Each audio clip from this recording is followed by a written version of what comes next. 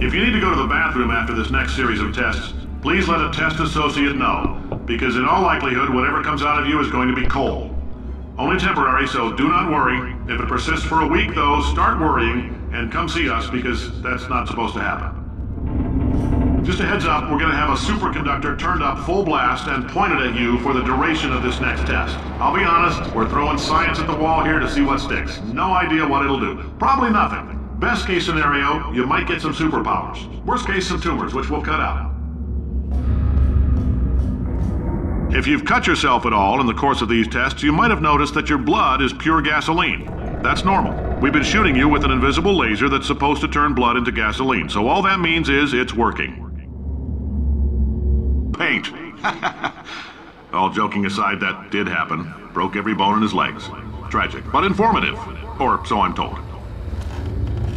Mentioned the control group. They're telling me I ought to stop making these pre-recorded messages.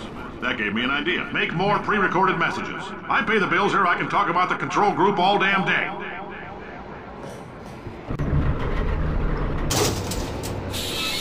All these science spheres are made of asbestos, by the way. Keeps out the rats. Let us know if you feel a shortness of breath, a persistent dry cough, or your heart stopping, because that's not part of the test. That's asbestos. Good news is the lab boys say the symptoms of asbestos poisoning show a median latency of 44.6 years. So if you're 30 or older, you're laughing. Worst case scenario, you miss out on a few rounds of canasta. Plus, you forwarded the cause of science by 3 centuries. I punch those numbers into my calculator, it makes a happy face. In that repulsion gel, here's some advice the lab boys gave me. Do not get covered in the repulsion gel. We haven't entirely nailed down what element it is yet, but I'll tell you this, it's a lively one, and it does not like the human skeleton. In layman's terms, that's a billion little gizmos that are going to travel into your bloodstream and pump experimental genes and RNA molecules and so forth into your tumors.